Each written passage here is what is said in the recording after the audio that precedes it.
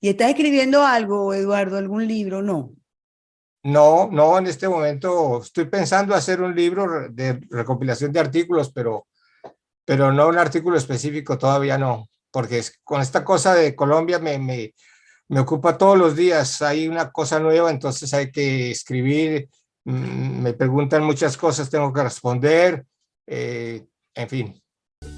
At tintaleo.com, you'll find a wonderful selection of children's books in Spanish. From an infinite list of Hispanic publishing houses, we select the best. We handpick every book title. We read them over and over again, fall in love with them, share them with our own kids, and only then we'll share them with you. We created this space because we love our language, our culture, and our roots, and we strongly believe that we can encourage bilingualism through the power of literature. Come and fill your bookshelves with books from tintaleo.com.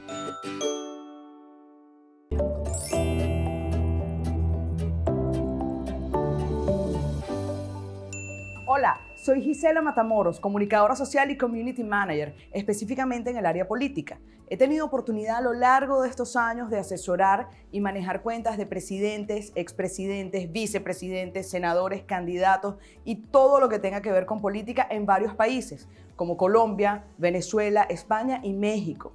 Con ellos he aprendido por ensayo y error y cada vez es más fácil identificar los errores antes de cometerlos o corregirlos rápidamente cuando ya la falla está activa. Este curso va dirigido a los community managers que necesitan reforzar su comunicación política en redes sociales.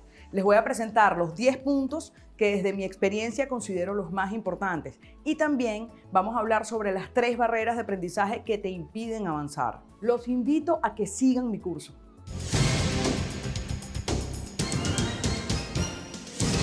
Más información en universidadposible.com. Y tú tampoco lo hagas.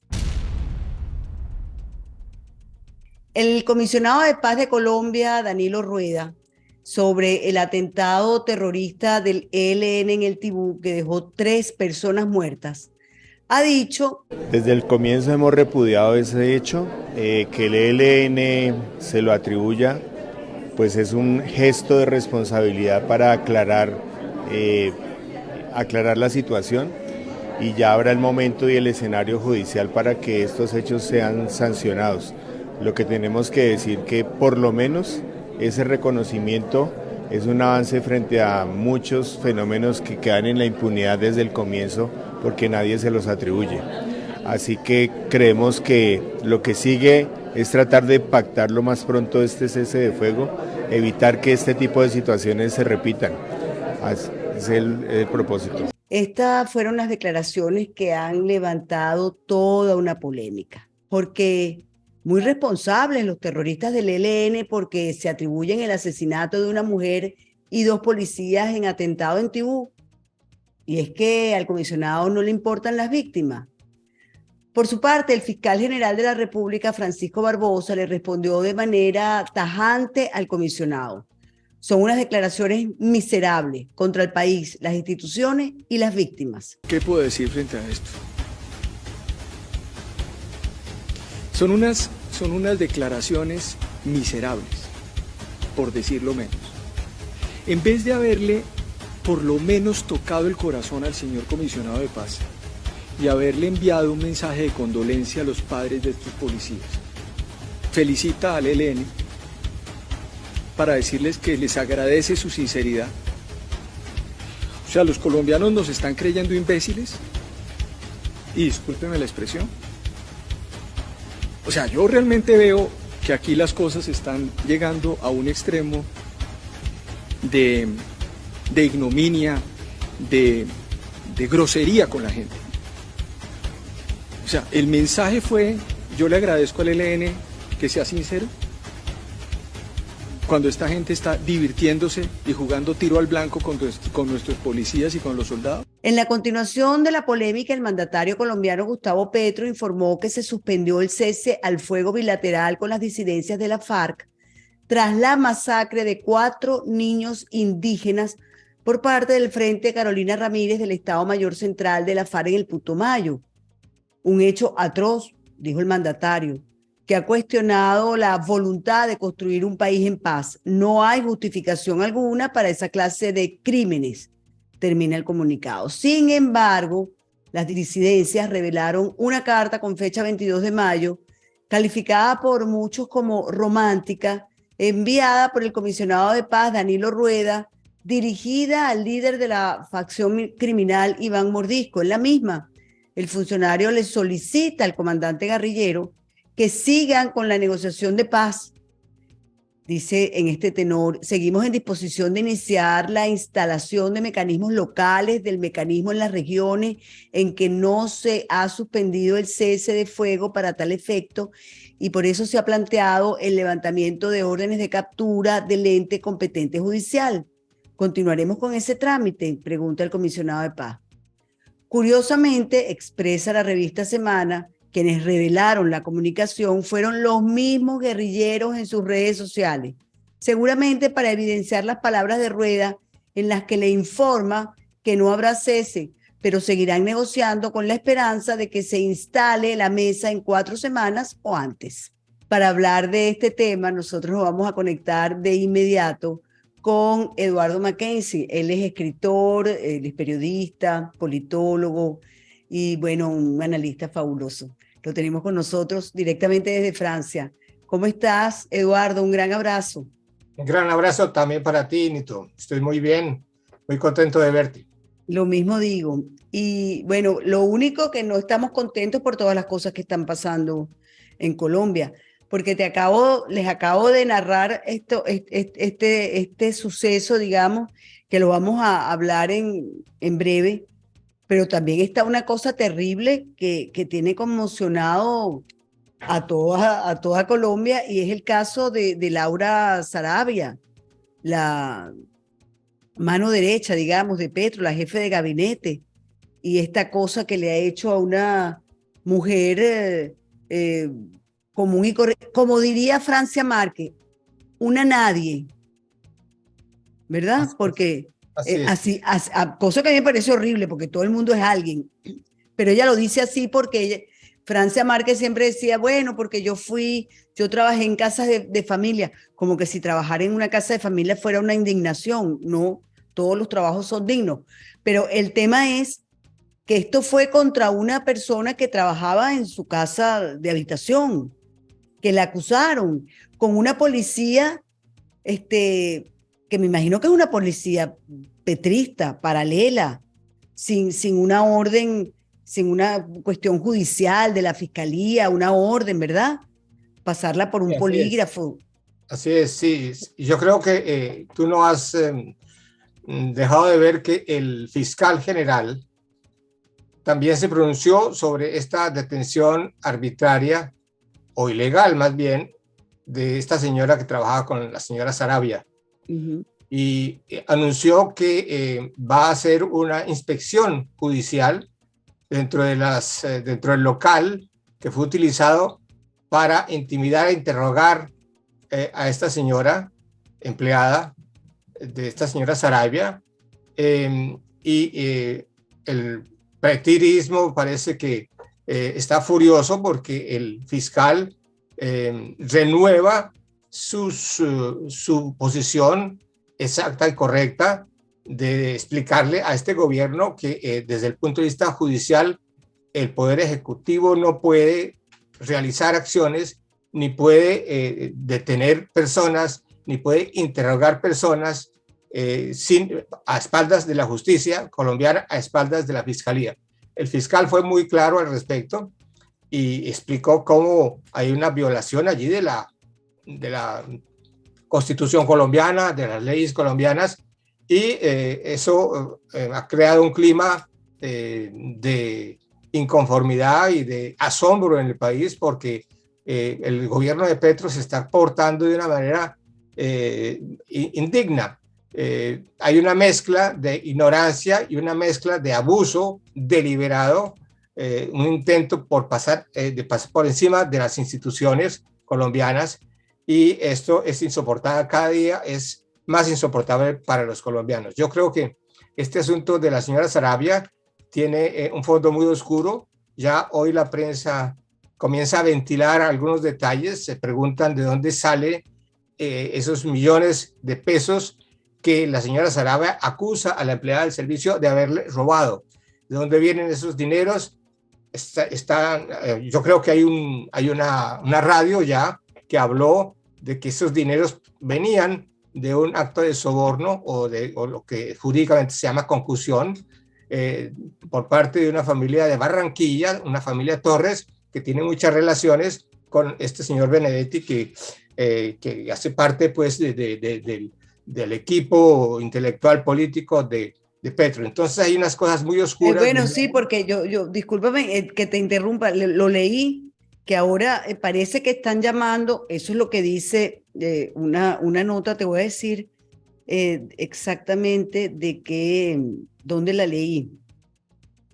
Dame un segundito. Expediente, el Expediente, un portal, dice: Benedetti a rendir cuentas en Palacio por filtración contra Laura Sarabia. ¿De quién eran los 150 millones de pesos en casa de Sarabia? Porque al principio hablaban de 2.000, después de 3.000, después 7.000. Ya van por 150 millones de pesos. Eso es aproximadamente, creo yo, que como unos $30.000. Sí, no sé exactamente cuánto. Tampoco sé, pero por ahí, redondeando más o menos por ahí. Hay una situación muy oscura porque la reclamación de base de la señora Sarabia es de que esta señora le robó unos dineros.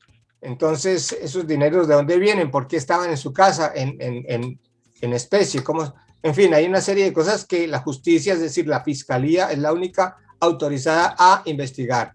Entonces ahí hay una incursión ilegal. Pero fíjate que el lío empieza cuando uno se lee esta nota de prensa. Uno que por cierto, el primero lo dijo por las redes es un periodista, Gustavo Rugeles, o por lo menos fue por donde yo lo leí, que es él. Él afirma que Petro citó a Benedetti a rendir cuentas por el tema de Laura Sarabia. La información.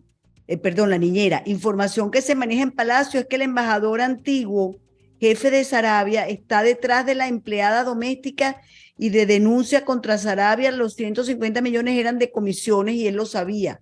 Yo la verdad que este enredo, y entonces te hablan que Benedetti se había peleado con la Sarabia, porque no le había dado unos cargos a alguien. Yo te digo. Sí, no se puede utilizar la palabra comisiones porque tiene una connotación legal y legalista. Yo creo que hay una operación ilegal, un movimiento de dinero ilegales, y si hay que utilizar el término jurídico que corresponde a eso, si se comprueba, yo creo que es el delito de la concusión, que no lo menciona la prensa porque la prensa es, por lo menos, muy tímida en estos momentos, pero yo creo que la revelación del expediente es decir, el expediente no es el único que está investigando la cosa. Yo creo que hay un segundo equipo, un equipo de una radio de Bogotá que comienza a publicar esos elementos de información. Bueno, me parece interesantísimo. Ahora, fíjate, lo que son estos gobiernos de izquierda, Eduardo, ¿no? Porque ellos llegaron con una promesa, el gobierno del cambio. El gobierno anticorrupción. Bueno, ¿qué no han hecho? ¿Qué no han dicho? Que iban a hacer todo lo diferente que se ha hecho antes. Y resulta que, ¿qué es lo que vemos? Una vicepresidenta que se va para su casa en helicóptero. Que se va para un viaje en África con el novio y un gentío más. Pero después dice que 49 personas más. Ajá. Y después dice, porque eso fue lo que yo terminé leyendo, que la explicación es que se lo pagó Soros. Pero imagínate tú qué horror. Me parece todavía peor. Soros dice que pagó una parte de ese viaje. Le hemos preguntado qué parte de ese viaje pagó Soros. Ella no quiere decir absolutamente nada. Ella oculta las cifras reales de lo que costó ese viaje. ¿Tú sabes lo que es un gobierno de izquierda guerrillero con Soros? Sí, claro, es una... Bueno, los extremos se juntan, ¿no? No, pero es decir, no son extremos, yo creo que están en el mismo plano ideológico. Soros, Claro, claro. el petrismo, Soros y la El ideología globalismo. del Grupo de Puebla y de todo esto del Foro de Sao Paulo es un poco la misma cosa. Sí, claro, que termina siendo el globalismo. Lo que pasa es que esta gente se propone dirigir los países y utiliza un lenguaje angelista, un lenguaje de Ecologista. falsas y prometiendo una gran pureza individual, personal en la actividad política, y cuando llegan al poder son lo contrario, son gentes ávidas de dinero, de poder, cometen abusos, violan la ley, pasan por encima de todo el mundo, utilizan hasta tráficos ilegales, utilizan hasta la violencia. Por eso es que en América Latina hay casi más de una veintena de expresidentes que han sido juzgados y condenados, unos durante su ejercicio y han tenido que renunciar, como es el caso pues, de Fujimori y otros han sido cogidos por la justicia después de entregar el poder. En todo caso, yo creo que lo que ocurre en Colombia no es una excepción, es la misma cosa, y por eso yo estimo que Gustavo Petro no va a salir indemne de esta aventura en la presidencia de la República de Colombia. Ahora, fíjate, ahora, durante su periodo o después, él va a tener que rendir cuentas de lo que está haciendo él como presidente de Colombia. Fíjate que me parece interesante lo que me dices, porque no sé si te diste cuenta esta cumbre que hay en Brasil en la cual Lula aspiraba o aspira a reflotar UNASUR, ¿no? Pero resulta que en su ambición de volver a ser el líder de la región, bueno, apadrinó, arropó, ha protegido, le ha intentado lavar la cara a Maduro. Y entonces le dice ayer, entre otras cosas, que tienen que cambiar la narrativa, que la narrativa que se ha vendido en el mundo es que en Venezuela no hay democracia y que hay presos, etcétera, etcétera, y que eso no es verdad y que él tiene que cambiar esa narrativa. Bueno, horas después está saliendo el señor Maduro de Cancillería, bueno, y sus escoltas le cayeron a golpe a los periodistas. Entonces, bueno, esa es la narrativa en pleno desarrollo, como puse yo en un Twitter, porque lo que ellos son es eso, unos abusadores, unos violadores, etcétera, etcétera. Entonces uno ve esto y ve después al presidente Lacalle decir lo que dijo, e incluso a Boric también, y Boric tiene ya tiempo hablando de que Maduro, pareciera que Maduro es un bacalao muy, muy, muy pesado de llevar al hombro, ¿no? Y entonces tú ves que se van separando. Entonces yo te pregunto, a ti no te... Bueno, y además si vemos la paliza que ha recibido Podemos en España, que además fue el que... Tú sabes que Podemos fue es un partido montado con el dinero de los venezolanos. Sí es. Ajá. Sí es. Entonces uno dice, bueno, mira, sí, todo está muy complicado, pero ¿será que hay como un despertar? O mejor dicho, fíjate, yo veo una pequeña fractura, pequeña, en el foro de Sao Paulo, porque es que el que convocó a la UNASUR es Lula, el fundador del foro de Sao Paulo, que no se nos puede olvidar. Con Fidel Castro. Fundador. Con Fidel Castro, porque eso ocurrió durante la vida de Fidel Castro. Exactamente, fueron los dos fundadores, pero uno está muerto y él está vivo. Bueno, sí. Mira, y se le pararon ahí, y se le paró Boric. Mira, Nito, yo creo que esa erosión de que tú hablas es correcta. Me parece que hay una erosión de esas fuerzas en América Latina y en España, pero yo creo que eso corresponde a otra erosión más lejana, pero muy íntimamente ligada a lo que ocurre en América Latina con estos gobiernos de izquierda, de extrema izquierda, y yo creo que todo eso se explica un poco por lo que está pasando en Ucrania. la guerra de agresión que dirige Rusia contra Ucrania ha mostrado muchísimas cosas de lo que es ese poder putinista y de cómo ese poder putinista también se está erodando, porque el gobierno ruso esperaba en 4 semanas liquidar el asunto de la desnazificación de Ucrania. Esos son los términos que utilizaban ellos, los de Moscú contra Ucrania, y más de un año de lucha han demostrado que están muy lejos de lograr ese objetivo y que, por el contrario, Ucrania ha mostrado un valor y un coraje inmenso, y sobre todo los países de la OTAN y los países de Occidente que no están incluso dentro de la OTAN han respondido positivamente, muy unidos en respaldo de Ucrania y contra los intereses de la potencia agresora, en este caso el gobierno ruso. Y no hay que olvidar que el gobierno ruso está un poco en la base de ese proyecto del Foro de Sao Paulo y está también un poco en ese proyecto del Grupo de Puebla. Todo esto que te digo no se hace al margen ni contra la voluntad de Putin. Putin está detrás de todas esas operaciones. La prueba es que, por ejemplo, en el periodo de la campaña electoral pasada en Colombia, hubo individuos, agentes, operadores rusos que estaban trabajando en Colombia distribuyendo dinero tanto para financiar la semi-insurrección que hubo en 2020 y 2021. Estos tipos fueron capturados por las fuerzas del Estado y fueron expulsados del país. Se comprobó las identidades de esos tipos. Se sabían que por lo menos uno de ellos pertenecía al GRU, que es uno de los equipos de espionaje internacional más importantes, más fuertes y más peligrosos de Rusia. Y toda esta gente fue expulsada del país.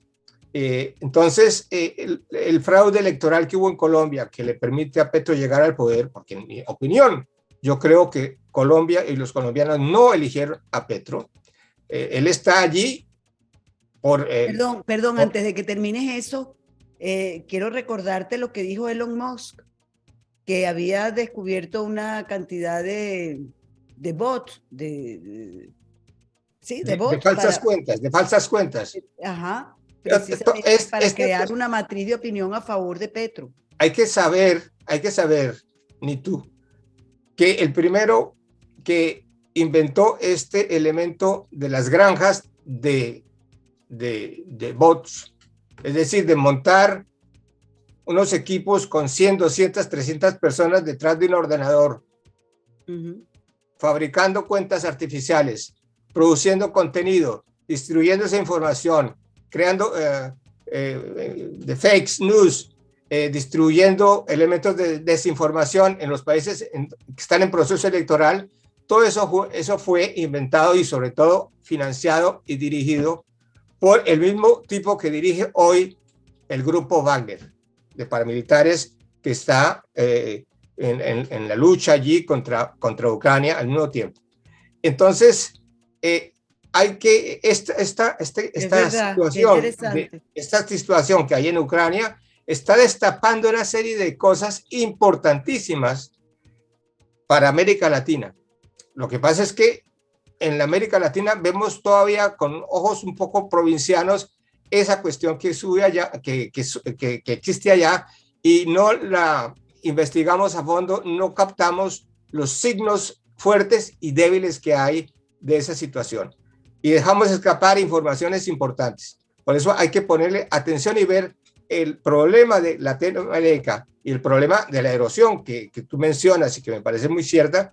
La erosión viene no solamente de esos tinglados latinoamericanos, sino que viene de más lejos. Yo creo que entonces lo que va a pasar en Ucrania, y que es parte de Europa, va a definir muchas cosas con respecto a esta izquierda que se logró montar al poder de manera ilegal. En mi opinión, los pueblos latinoamericanos detestan esas corrientes. Ellos están siendo víctimas de esas ideas absurdas con respecto a la economía, con respecto al ejercicio del poder, y ellos los latinoamericanos nunca eligieron esos gobiernos. En Colombia pasa lo mismo. Hoy en día los sondeos de opinión constatan lo que es evidente: el país detesta a Petro. El país no quiere oír más a Petro. Sus supuestas reformas son de una absurdidad total, son de una indolencia con las capas más pobres de la población. Entonces, uno se pregunta cómo hizo este señor para llegar allí. Llegó allí a la presidencia de la República de Colombia con la ayuda de entidades internacionales y mundiales muy poderosas. Me parece interesantísimo lo que me estás diciendo, porque efectivamente, Eduardo, la incursión, la penetración de los rusos en el continente latinoamericano es enorme, pero no podemos olvidar tampoco a los iraníes y muchísimo menos a los chinos. Mira, yo vivo en un país, Panamá, que, o sea, lo que yo más veo aquí son chinos, por ejemplo. ¿Tú qué opinas de ese trío?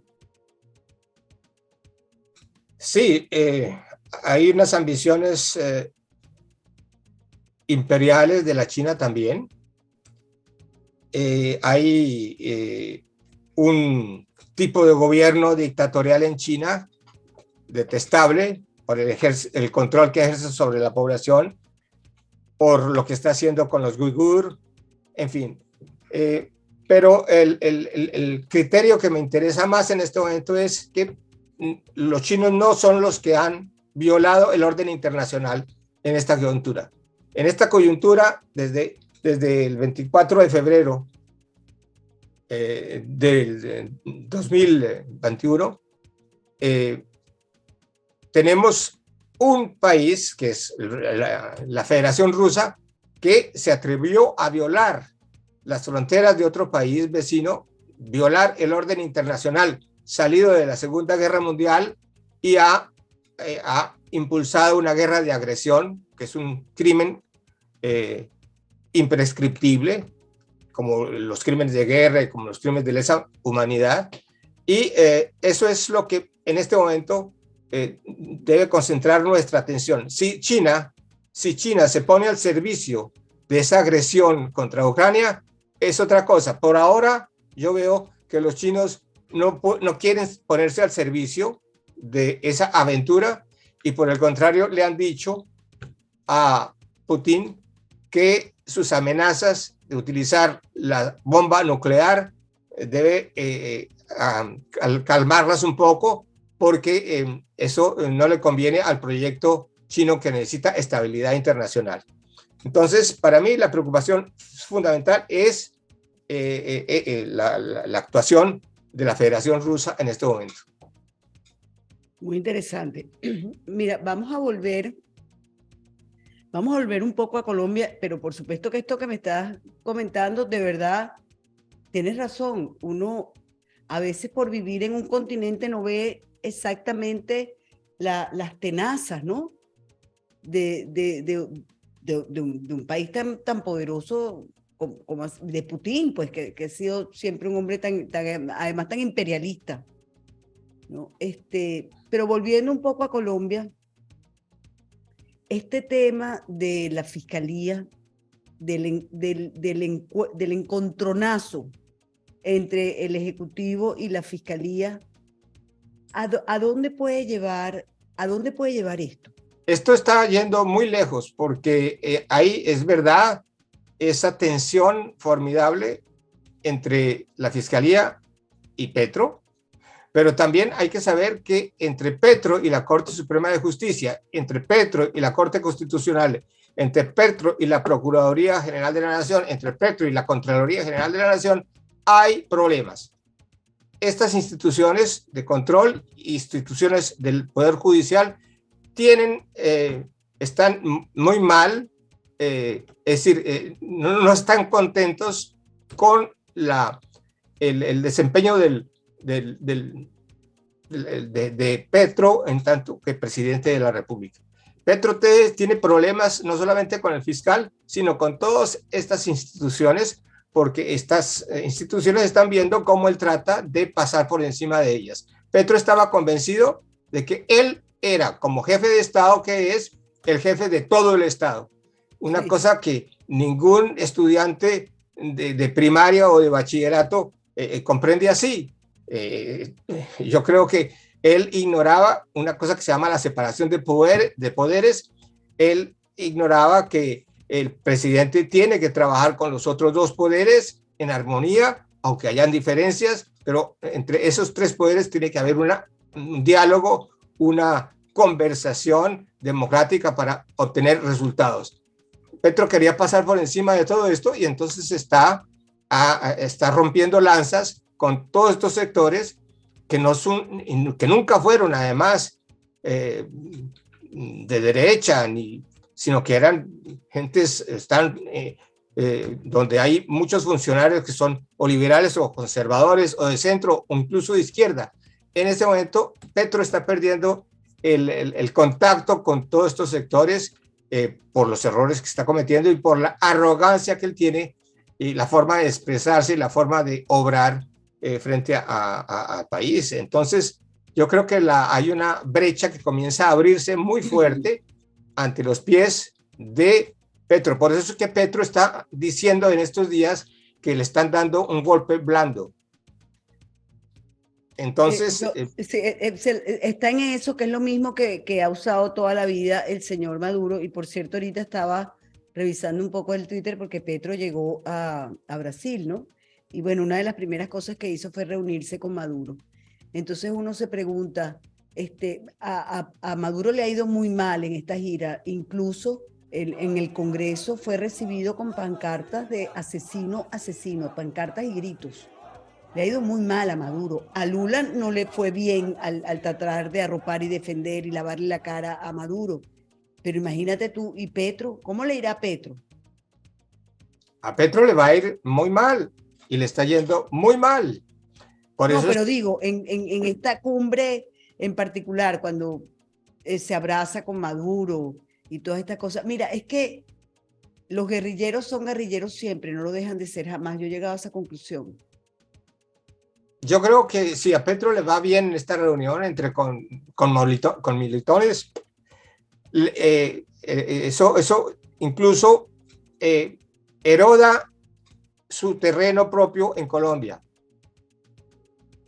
Yo creo que hay una dinámica interesante que ha cobrado una expresión electoral magnífica en España, pero otras manifestaciones electorales se van a dar en los próximos meses en el continente latinoamericano. En octubre hay elecciones regionales en Colombia y yo creo que allá también en las fuerzas estas que sostienen por ahora a Petro van a tener un fracaso como lo que ocurrió para los... Bueno, mira, depende. En España. Hay que estar muy atentos con los fraudes. Es decir, ahí claro. hay tú mismo lo dijiste, que tú crees que Petro no ganó. Sí, yo creo que el dispositivo electoral que permitió ese fraude del año pasado está en pie, está intacto. Esto hay que impedir que ese experimento de fraude se renueve en Colombia antes de las elecciones de octubre, porque si no, puede que la oposición se organice muy bien, pero si lo que define es lo que dice la maquinita de votar electrónica, entonces estamos perdidos. Yo creo que hay que hacer un esfuerzo, un trabajo de clarificación y de presión sobre la autoridad electoral en Colombia para que haga transparencia y permita a los partidos, sobre todo a los partidos de la oposición, tener un ojo vigilante sobre todo el esquema electoral colombiano. Bueno, hay que estar atenta a todos estos temas. Eduardo, muchísimas gracias de verdad por habernos atendido. Vamos todavía a ver cómo termina esta cumbre de Brasil, que por lo menos comenzó con muy mal pie, y veamos si los pueblos siguen reaccionando, porque yo sí creo que hay un hartazgo, como dijiste tú, de los pueblos latinoamericanos en particular, que no les gusta. O sea, ya son demasiados años, son 20 y tantos años en Venezuela, 18 años en Nicaragua, bueno, 60 y pico de años en Cuba. Y ese es un tema que no tocamos, ¿no?